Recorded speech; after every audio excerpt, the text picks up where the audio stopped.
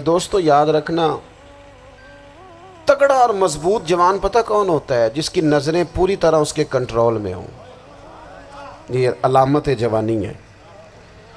جس آدمی کا پوری طرح، دو لوگ دنیا میں کبھی کوئی کارنامہ سر انجام نہیں دے سکتے، ایک جو حرام کھاتا ہو، ایک جس کی نظر ناپاک ہو۔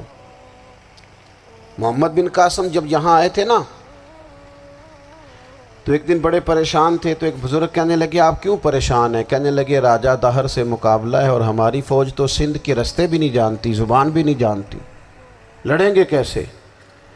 2-4 دن کے بعد ان بزرگوں کی دوبارہ محمد بن قاسم سے ملاقات ہوئی تو بڑے خوش تھے۔ کہا اب آپ کیوں خوش ہیں؟ کہنے لگے وہ میرا مقابلہ نہیں کر سکتا، میں نے تحقیق کر لی ہے۔ کہا کیوں؟ کہنے لگے نظر کا گندہ ہے، اور جو نظر کے گندے ہوتے ہیں وہ میدانوں میں ٹھہرا نہیں کرتے۔ میدان کے لیے نکلنے کے لیے پاک جوانی کی ضرورت ہوتی، تطہیر مزاج ہونا ضروری ہوتا ہے، پاکیزہ افکار اور سچی اور سچی ستھری سوچوں کا ہونا ضروری ہوتا ہے۔ اس لیے فرمایا کہ میرا مقابلہ نہیں کر سکتا۔ حضرت عبداللہ ابن حذافہ کمرے میں تھے، تو وزیر کی بیٹی اندر سجی سنوری پہنچ گئی۔ جیسے ہی آپ نے اس کفر کی چال کو دیکھا تو تیمم کر کے نفل شروع کیے۔ وہ ساری رات بیٹھی رہی، رب کا بندہ ساری رات عبادت کرتا رہا۔ عبادت بڑا سہارا ہے، مصلی بڑا سہارا ہے اللہ کے بندوں۔ صبح دروازہ کھولا، وزیر نے اپنی بچی سے پوچھنا چاہتا تھا رزلٹ کیا نکلا، تو وہ کہنے لگی پیچھے ہٹ جا، اب تیرا میرا تعلق کوئی نہیں، میں نے نبی پاک کا کلمہ پڑھ لیا۔ اس نے کہا میں نے بھی زمانہ دیکھا ہے، پر یہ کیا لوگ ہیں، کستوری کے بنے ہوئے، سندل سے دھلے ہوئے، کہ میں ساری رات کمرے میں رہی اور 100 اور 1000 آدمی جس جوان کا مقابلہ نہ کر سکے، اتنا طاقتور جوان کمرے میں رہا اور اس نے نظر اٹھا کے نہ دیکھا۔ او کچا رنگے للاری والا جڑا چڑھدا تے لیندا رہندا ہے، اے عشق تیرے دا رنگ محمد چڑھیا پھر نہیں لیندا۔ میں کہا ایک دفعہ نظر اٹھا کے نہیں دیکھا، کمال ہو گئی۔ اتنے بڑے لوگ، اتنی بڑی سعادت مندی، فیروز بختی، معاملہ فہمی حد ہو گئی۔ اللہ اکبر۔ دوستو بادشاہ جب پوری طرح ہار گیا نا، اس نے کہا مار دو۔ تیل گرم کیا ایک کڑاہی میں، اور جب آپ کو اس میں ڈالنے لگے تو آپ کی آنکھوں میں آنسو آ گئے۔ بادشاہ کا خیال ہوا شاید نرم ہو گئے ہیں، کہنے لگا روئے کیوں؟ فرمانے لگے سوچتا ہوں جان ہی ایک ہے، کتنا مزہ ہے اس کی راہ میں جان دینے کا، کتنی لذت ہے اس کے نام پر مرنے میں، کتنا لطف ہے۔ جے تو چڑھیا اتے دار بھی نہیں، تے جے تو وکیا عشق بازار بھی نہیں، تے ایڈا سستا سودا پیار بھی نہیں، تے ایڈا سستا لبدا یار بھی نہیں۔ کئی جنگل گانے پیندے نہیں، کئی دوزخ لنگنے پیندے نہیں، جے وہ اس ملوں بھی مل جاوے، ایدوں سستا ہور بپار بھی نہیں۔ تے کچھ سمجھ نہ آوے لوکانوں وہ کادے نال شہید کرے، ڈٹھی یار دے ہاتھ تلوار بھی نہیں، پر او دا خالی جاندہ وار بھی نہیں۔ کہنے لگے ایک جان ہے نا، تو دل کرتا ہے ہزاروں ہوتی تو ایک ایک کر کے محبوب کے نام پہ قربان کرتا، جب میرے پاس ہے ہی ایک، کروں کیا؟ حضرت عبداللہ ابن حذافہ رضی اللہ تعالیٰ عنہ جب روئے اور بادشاہ نے یہ بات سنی، تو بادشاہ اٹھ کے کھڑا ہو گیا، سارے وزیروں مشیروں کو کہنے لگا تم نے کہا تھا نا بندہ ضائع کرنے والا نہیں، یہ بھی ضائع کرنے والا نہیں۔ کہنے لگا میرا ماتھا چومو، تم جیسے لوگوں کو قتل نہیں کرنا چاہیے، آزاد کرنا چاہیے۔ عزیز اپنی زندگی سے نا یہ بہت زیادہ ہرس، ہوس، طمع، اور یہ کسی بات کی بھی ہو، ہرس صرف پیسوں کی نہیں ہوتی ہے، شہرت کی بھی ہوتی ہے، یہ بیماری انسان کو اقتدار کی بھی ہوتی ہے، تعریف کی بھی بیماری ہوتی ہے، یہ سارے نقص ہوتے ہیں لوگوں کو، اور معاذ اللہ بعض جبوں کبوں کے اندر بھی ہوتے ہیں، وہاں بھی پنپتے ہیں۔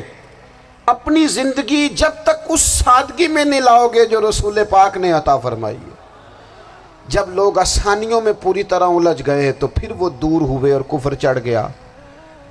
دوسری بات، اللہ کے محبوب صلی اللہ تعالی علیہ وسلم کی محبت ہم سے تقاضا کرتی ہے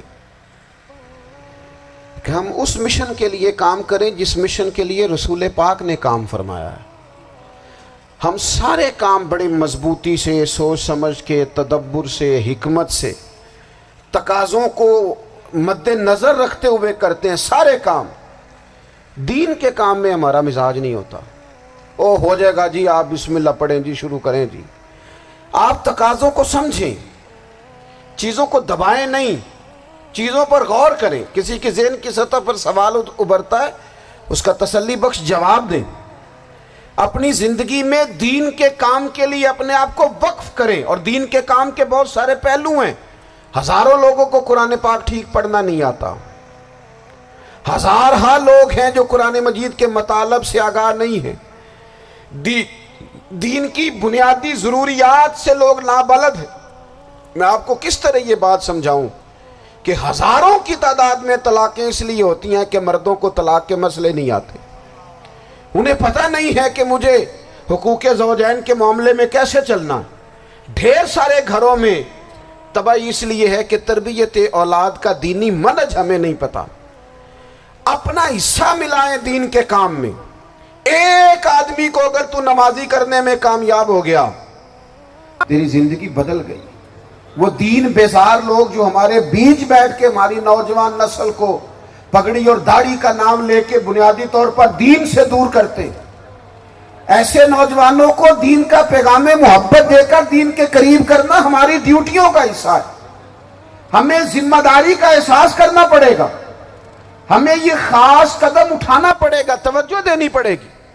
مساجد، مدارس، میں آپ سے عرض کروں، اتنی ڈٹ کے مخالفت ہوتی ہے نا مدرسوں کی، اتنی ڈٹ کے۔